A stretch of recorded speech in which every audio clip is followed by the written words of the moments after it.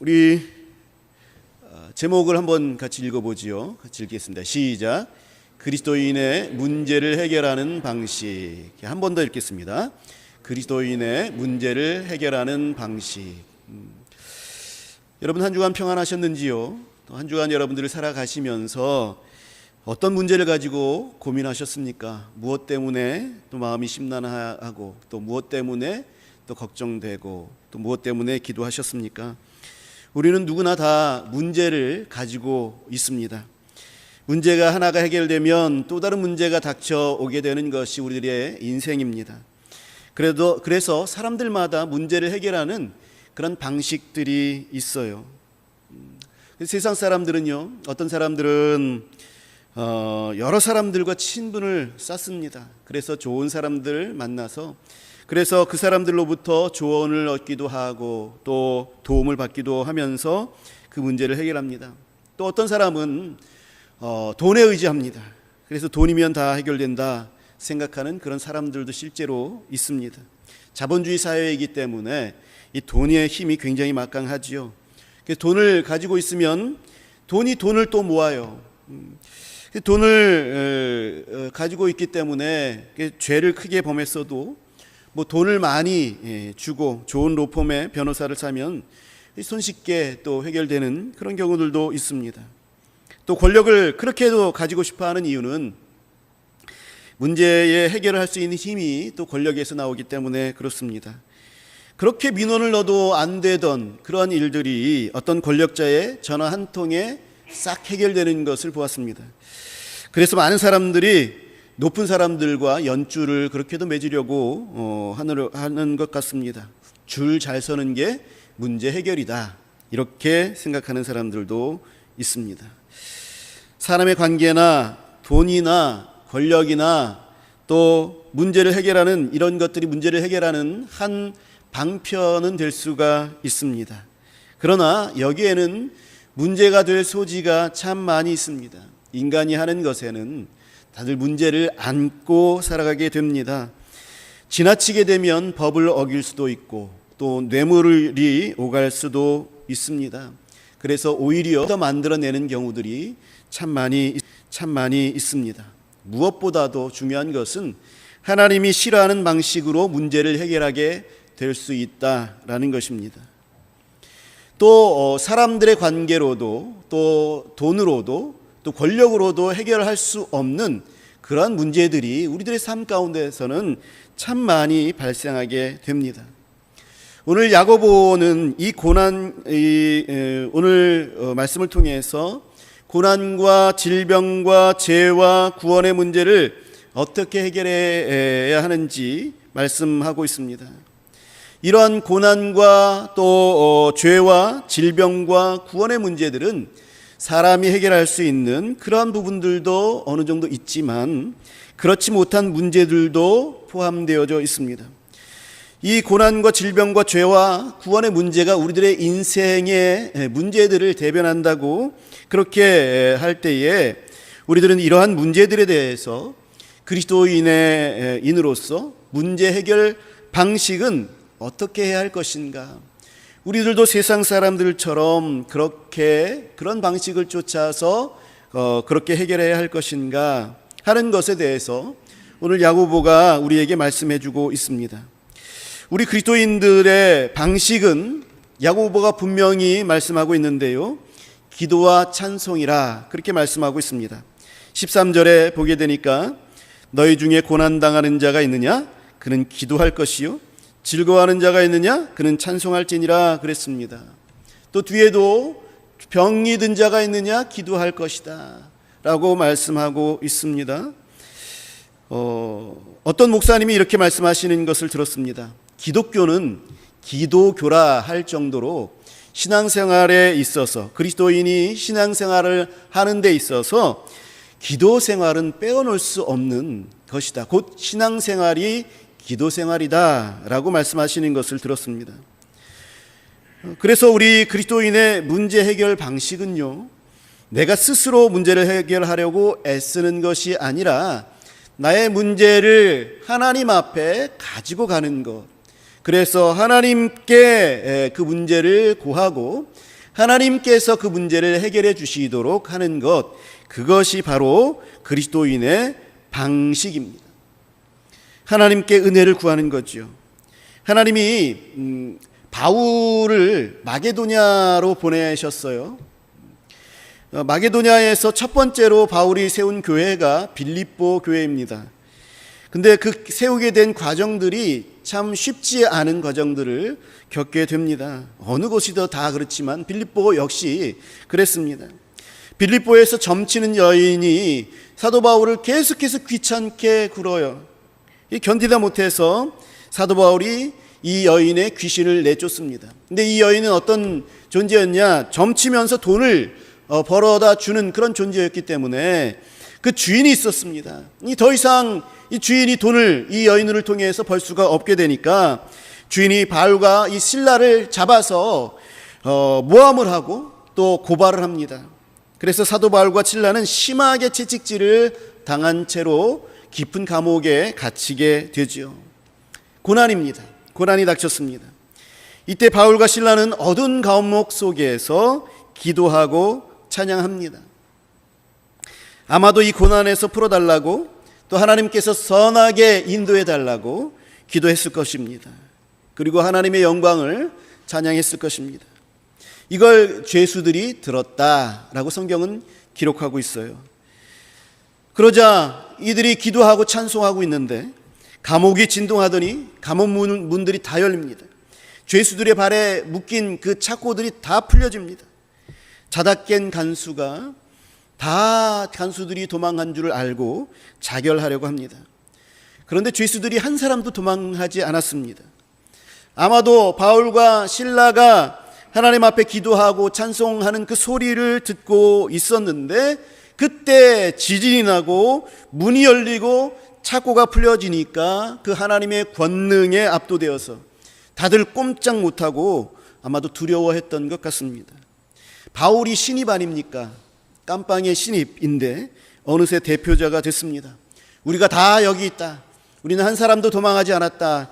당신 몸을 해하지 말라라고 간수에게 이야기를 합니다.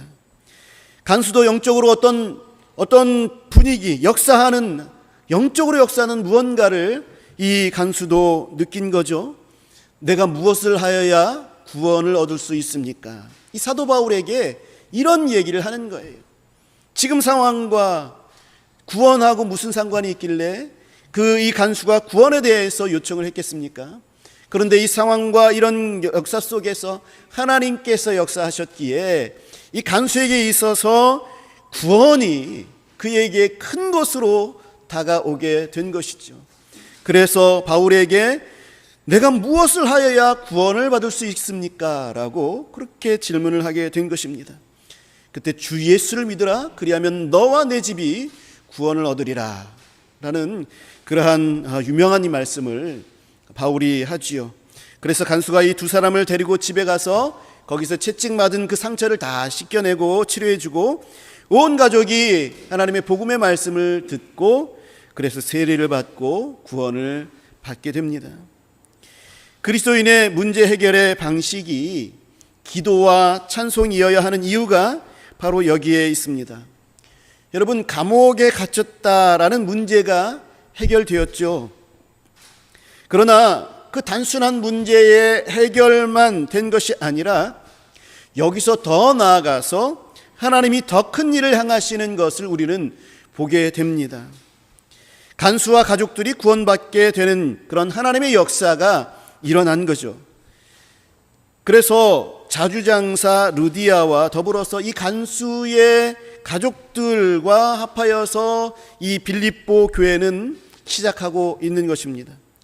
사람이 문제를 해결하는 것과 하나님이 문제를 해결하시는 그 방식은 이렇게 큰 결과의 차이가 있는 겁니다. 하나님 앞에 문제를 놓고 이 감옥에서 벗어나게 하시고 선한 길로 하나님이 인도해 달라고 그렇게 기도하였는데 우리 하나님께서는 그 감옥에서 벗어나게 해 주셨을 뿐만 아니라 그 문제를 해결해 주셨을 뿐만 아니라 그 외에도 하나님께서 이것들을 활용하셔서 하나님의 다른 큰 일들을 이 기도를 통하여서, 환경을 통하여서 이루어 가시는 것이죠. 이게 하나님의 문제 해결하시는 방식입니다. 선교의 최전방에서 일어나고 있는 일들을 기도 제목으로 이렇게 올려서 그래서 함께 기도하기를 부탁하는 그런 사이트가 있습니다. 여기에는 참 고난당하는 세계 곳곳에 많은 그리스도인들의 사연들이 있어서 안타깝게 하고 또 우리로 하여금 기도를 필요로 하는 그런 내용들이 참 많이 있습니다. 그런데 때때로 참 은혜로운 소식들도 들려옵니다. 수요 기도회 때에 나누기도 했는데요. 이란이라는 나라에서 두 형제, 어떤 이 형제의 가족에 대한 얘기입니다. 이란이라는 나라는 이슬람이 지배하는 나라지요. 그 사회 전반적으로 이슬람 문화권에 있어서 그래서 다른 종교들이 여기에 침범할 수가 없습니다. 마흐무드와 호세인이라는 형제가 있었는데요.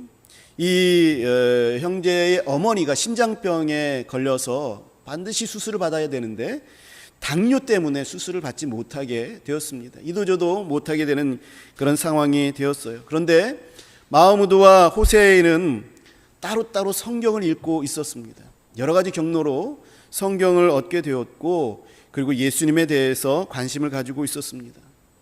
아버지가 노발대발해서 서로가 얘기를 하지 못했지만 몰래 성경을 읽고 있었고, 형 마흐무드는 대학 성적 때문에 성적이 떨어져서 그 친구가 공부를 잘해요. 예산이라는 친구 집에서 같이 공부를 하는데 이 예산이라는 친구의 가족들이 그리스도인들입니다. 어느 날 예산의 그 가족 그 집에 가서 공부하려고 갔는데 위독한 할머니, 이 예산의 가족 중에서 위독한 할머니를 위해서 이 예산의 가족들이 두 손을 맞잡고 기도하고 있는 모습을 보았습니다. 그리고 그 다음 주에 집에 갔더니 이 할머니가 건강하게 회복된 것을 보았어요. 그래서 이 마흐무드와 호세인은 어머니를 예산의 집으로 데려가서 거기서 같이 기도하게 됩니다. 이걸 알게 된 아버지가 노발대발하지요. 그리고 여동생도 어머니가 아픈 게 바로 오빠들 때문이야, 그렇게 소리를 질렀습니다. 그런데 놀랍게도 어머니 심장병이 완치되었다라는 의사의 판정이 나왔어요. 의사도 신기해하고 이상하다 생각하고 온 가족들이 참 깜짝 놀랐습니다. 그런데 그렇게 놀라고 있을 때 아버지가 이런 얘기를 합니다.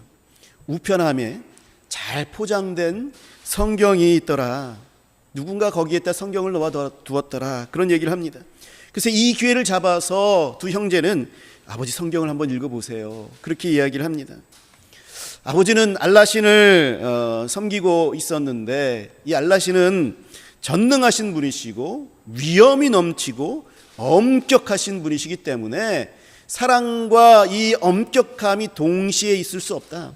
이슬람권 사람들은 그렇게 생각합니다. 하나님은 전능하신 분이시고 엄격하신 분이시다. 그래서 하나님으로부터 무슨 사랑을 간구한다던가 이런 건 상상할 수 없다라고 생각하고 또 그렇게 배웠습니다.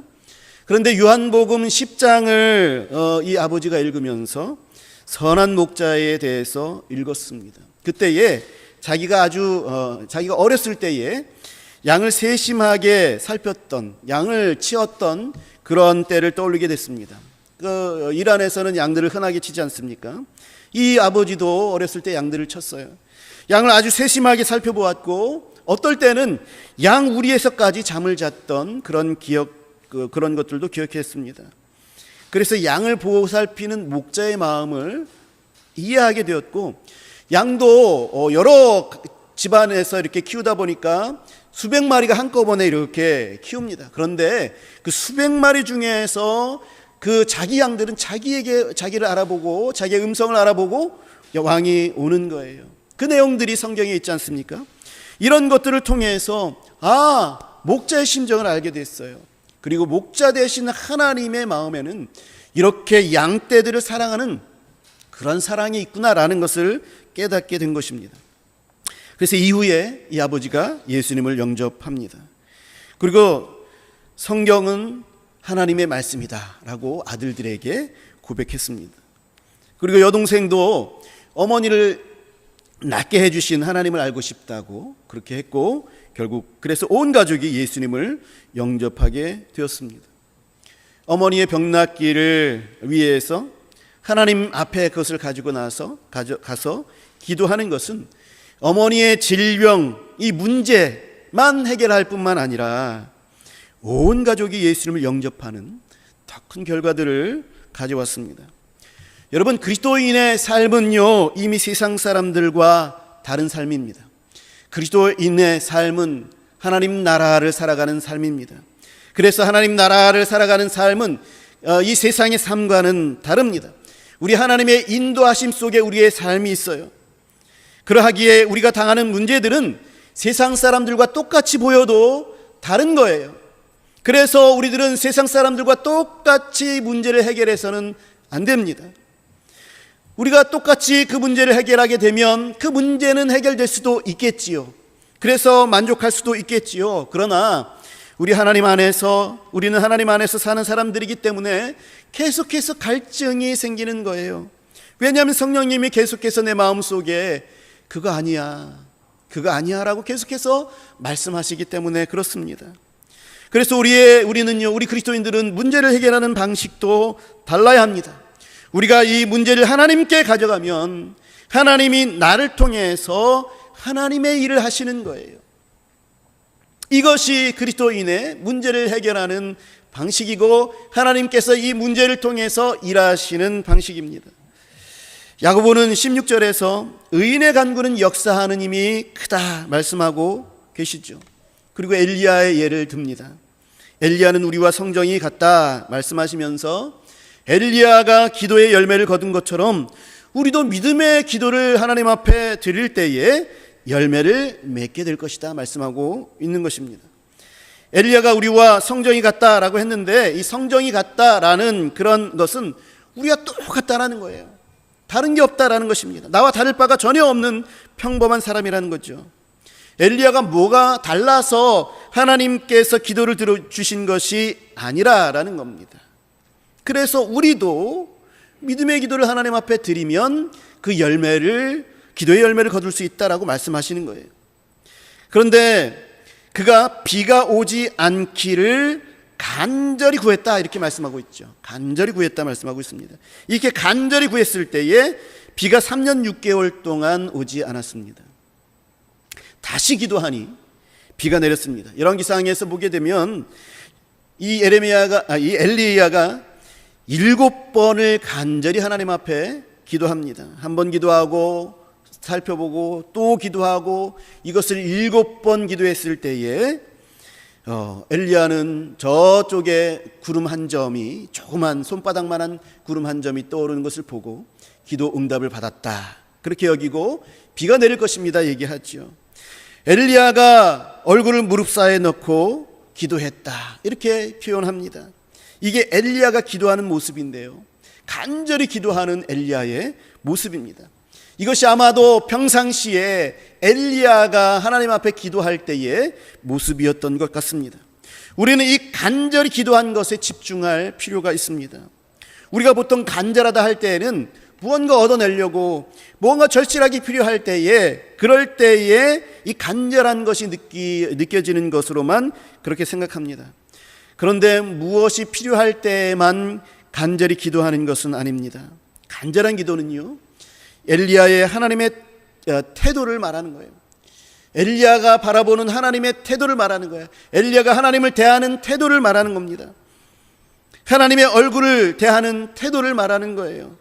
하나님이 자신과 함께 하시기를 바라는 간절한 태도, 하나님의 사랑과 자비를 간구하는 간절한 태도, 다시 말해서 하나님과의 깊은 그 관계를 향한 하나님의 앞에서의 그 간절한 태도를 말하는 것입니다. 이러한 간절한 태도가 엘리야의 기도 때마다 있었던 것이고, 그리고 이 간절한 태도가 열매 맺는 믿음의 기도의 전제가 된 것입니다. 기도는 다른 종교에도 있습니다. 절에서도 기도한다라고 하지요. 그런데 다른 종교와 우리의 기도가 다른 것은, 다른 종교는 다른 종교의 기도는 얻어내기 위한 기도입니다. 받기 위해서 공을 들이고, 받기 위해서 108배를 하고, 받기 위해서 돈을 바치고, 그래서 받아내는 것이 목적이죠. 그러나 우리의 기도는요, 하나님과의 교제가 목적이에요. 우리의 기도는 하나님과의 교제가 목적인 기도입니다. 그래서 말씀을 준비하면서 제가 목사로서 부르심을 입었던 고등학교 때와 청년 시절을 기억하게 되었습니다. 설교 시간에 몇 번 제가 얘기를 했는데요, 저는 예수님과의 처음 사랑에 대해서 생각할 때가 되면 그때 그 시절이 생각이 납니다. 이 말씀을 준비하면서 나의 첫사랑을 떠올리게 됐습니다. 예수님과 처음 사랑, 그때 한참 은혜를 받고, 고등학교 오니까 학교에서 자율학습 끝나서 밤늦게 교회를 가서 1층 기도실에 가면 권사님들이 여기저기 앉아서 찬송도 부르고 기도도 하시면서 늘 계셨어요. 그분들과 함께 기도했던 때가 정말 행복했습니다. 어떻게 나 같은 그런 죄인을 하나님께서 구원해 주셨는지 그것에 대해서 늘 감격하면서 기도했고, 또 나 같은 아무것도 아닌 존재를 목회 사명을 주신 것에도 하나님 앞에 감격하면서 기도했습니다. 그때는 정말 제대로 된 기도를 했던 것 같습니다. 찬송하다가 또 그 사랑에 감격하여서, 하나님의 은혜에 대해서 감격하여서, 찬송 속에 나타나시는 하나님의 그 크신 사랑과 권능과 그 은혜에 감격해서 그것에 감사하고 주를 위해서 살겠습니다 고백하면 성령님께서 계속해서 기도를 인도해 주시는 것을 경험하게 됩니다. 그래서 내가 기도의 제목들을 가지고 기도하는 것이 아니라 성령께서 기도의 제목들을 주셔서 그것들을 가지고 기도하게 하시는 것을 보게 됩니다. 친구들을 위해서 기도하게 하시고, 교회를 위해서 기도하게 하시고, 가족들을 위해서 기도하게 하셨습니다. 그렇게 하나님께서 기도하게 하시는 그것들이 나에게는 열정이 되어서 이 청년 시절에 얼마나 열정을 가지고 하나님을 섬겼는지, 청년부 활동들을 했는지 모릅니다. 기도는 하나님과 만나는 거예요. 기도는 뭔가를 내가 먼저 구하는 것이, 그것이 주된 목적이 아니고 하나님과 만나서 교제를 나누고 하나님의 사랑에 감격하고, 그리고 나 자신 하나님 앞에 드리는 이 귀한 교제들, 이것이 목적인 거예요. 이것이 있을 때 깊은 기도가 되는 것입니다. 이렇게 될 때 성령님께서 우리들에게 기도 제목들, 소원을 주님께서 주시는 것입니다.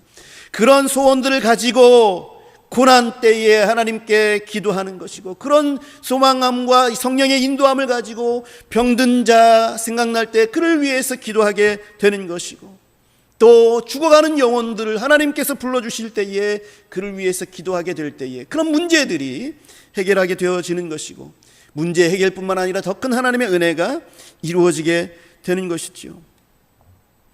그런데 요새 제가 자꾸 구하는 기도 중심으로 바뀌는 것들을 느끼게 되었습니다. 그래서 감격도 사라지게 되어지고, 눈물도, 메마른 기도의 생활도 변질되고 있는 것은 아닌가, 그런 느낌들이 들었어요. 사도 바울이 고백한 것처럼 사랑이 나를 강권하도다, 하나님의 사랑이 나를 열정을 가지게 일하게 하고, 또 그래서 구원의 감동 느끼고, 그것 기쁨으로 하나님의 귀한 사역들을 하는 것인데, 그 감격들을 점점 잃어버리니 하나님의 사랑이 내 속에서 역사하지 않으니 점점 열정과 감격과 그 기쁨들이 사라지는, 그저 일을 하는 것이 되어버리는 것이구나, 이런 생각들을 하게 되었습니다. 여러분, 저와 여러분들은 기도와 찬양을 통해서 우리 하나님의 사랑과 구원의 감격을 늘 유지해야 합니다. 우리 예수 그리스도의 십자가 앞에 늘 있어야 돼요. 그래서 우리 예수님께서 날 위하여서 내가 너를 이렇게 죽었다라고 하는 그러한 십자가에 피 묻은 그런 음성들을 우리는 날마다 들어야 되는 것입니다. 이것을 늘 유지해야 됩니다. 그 사랑의 힘이 우리를 강건하여 우리로 하여금 살아가게 합니다. 이것이 영성이고, 이 영성으로 말미암아 하나님의 능력이 나타나는 것이지요. 엘리야 역시 하나님과 간절한 기도의 과정 속에서 하나님과의 간절한 감격과 은혜가 늘 있었던 거지요. 그래서 하나님 앞에 기도할 때마다 그 얼굴을 무릎에 묻고 하나님 앞에 간절히 기도한 것이죠. 그래서 하나님의 감격과 은혜가 있고 그 기도의 열매들이 있었던 것입니다. 성령에 의해서 비우지 않기를 기도하게 되는 것을 기도해야 될 때다라는 것을 알게 되었고, 그래서 평소와 같이 하나님 앞에 이 3년 반 동안 비가 오지 않도록 기도함을 인도받아 그렇게 기도했던 거지요. 간절히 하나님 앞에 기도했을 때 3년 반 동안 비가 오지 않습니다. 그리고 또한 간절히 7번 기도했을 때에 손바닥만한 구름이 떠오르는 것을 보고 아합에게 이제 비가 올 것이다 이야기를 합니다. 실제로 억수 같은 비가 내리고 그 감격에 이 엘리야는 달려서 뛰어가게 되는 것이죠. 우리의 기도의 열매는 이러한 하나님과의 교제와 거기서 고백되는 믿음의 고백들이 전제가 되어져야 하는 것입니다. 늘 하나님 앞에서 주의 얼굴을 구하는 간절함이 있고 이에 대한 감격과 감사의 고백들이 있는 신앙생활이 우리의 문제 해결의 방식이다. 우리의 문제 해결의 방식이다라는 것입니다. 사랑하는 성도 여러분, 우리가 고난을 당할 때에 기도하십시오. 간절히 기도하십시오. 이는 고난을 당할 때에만 기도하라는 말이 아닙니다. 하나님과 기도로 맺어진 그 사랑의 관계 속에서 고난을 당하게 될 때에 역시 이 기도가 문제를 해결하는 방식이다, 그런 말이죠. 병든 자도 믿음의 기도를 하나님 앞에 드리십시오. 병들 때에만 기도하라는 말이 아닙니다. 평상시에 하나님 앞에 믿음의 기도를 드리고 있는 자가 하나님 앞에 믿음의 기도를 드렸을 때에 병의 문제도 하나님께서 해결해 주시는 거죠. 여러분, 성도들과 함께 기도하십시오. 교회의 장로들을 또 목사를 초청하여서 함께 기도하십시오. 믿음의 기도는 역사하는 힘이 크다 말씀하고 있습니다. 이 모든 것의 전제는 내가 하나님과의 깊은 관계 속에서 그렇게 감격적으로 그렇게 믿음의 기도를 하는 것, 이것이 전제입니다. 즐거워하는 자는 찬송하는 것 당연하죠. 찬송하는 자는 늘 찬송합니다. 그러므로 기도와 찬송은 함께 있는 신앙생활의 방식이지요. 여러분, 기도할 때에 찬송으로 시작하십시오. 성령이 떠오르게 하는 그런 찬송을 내가 부를 때 그 내용이 구구절절히 나의 심령을 통해서 하나님에 대해서 깨닫게 해주고 감격스럽게 해줍니다. 여러분, 찬송할 때에 그냥 찬송하지 마십시오. 여러분, 찬송할 때에 하나님의 은혜를 구하면서 찬송을 하십시오. 그 찬송 속에 하나님이 어떤 분이신지를 우리에게 알려주고 있습니다. 그 하나님을 묵상하게 될 때에 우리는 하나님이 누구인지 알게 되기 때문에 우리의 기도가 깊어지는 거예요. 믿음의 기도를 드릴 수가 있게 되어지는 것입니다. 또 성경을 많이 읽고 또 묵상하게 되어지면 하나님이 누구인지에 대해서 더 많이 알게 되어지죠. 그러니 기도가 더 풍성하게 되어지는 것입니다. 5만 번의 기도의 응답을 받았던 조지 뮬러 목사님에 대해서 우리는 많이 들어왔습니다. 우리는 부럽다 그러죠. 5만 번이나 기도 응답을 받았구나. 문제 해결을 우리 하나님께 기도함으로써 그렇게 문제 해결을 많이 받으셨구나. 그렇게 우리는 부러워합니다만, 이 조지 뮬러 목사님이 성경을 200번이 넘게 읽었고, 그리고 이 성경 속에서 하나님의 약속에 대해서 성경에서 8,000 몇백 개의 그런 하나님의 약속들을 찾았다라는 것, 이것은 잘 모릅니다. 그렇기 때문에 이분의 기도는 늘 풍성했어요. 늘 깊었습니다. 하나님에 대해서 알기 때문에 기도할 때마다 얼마나 하나님 만나기가 기뻤겠습니까? 그래서 하나님께 기도할 때에 어떤 문제들이 생기게 되어지고 또 구하는 기도 제목들이 생기게 됐을 때에는 이 조지 뮬러 목사님은 8,000 몇백 개의 하나님의 약속들을 가지고 쭉 살펴보면서 이 필요가, 이러한 것이 이 약속과 얼마나 일치가 되는가, 하나님의 약속 속에서 이것이 있는가를 살펴보았다고 합니다. 그렇게 해서 하나님 앞에 기도했을 때에 이 5만 번의 기도 응답이 이루어진 것이죠. 사랑하는 성도 여러분, 기도와 찬송이 우리의 삶의 문제를 해결하는 능력인 것입니다. 아니, 문제 해결을 뛰어넘어서 하나님의 백성으로서 생동감 있게 살아가게 하는 그런 능력이에요.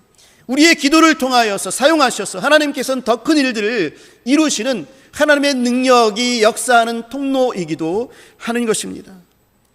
사랑하는 성도 여러분, 한 주간 구원의 감격을, 하나님의 사랑을 깊이 회복하시길 바랍니다. 기도를 통해서, 찬송을 통해서 하나님의 구원을 다시 한번, 그 구원의 감격을 다시 한번 회복하십시오. 하나님의 사랑을, 그 첫사랑을 다시 한번 회복하십시오. 깊이 회복하십시오. 그럴 때에 문제가 해결됩니다. 그럴 때에 능력이 나타납니다.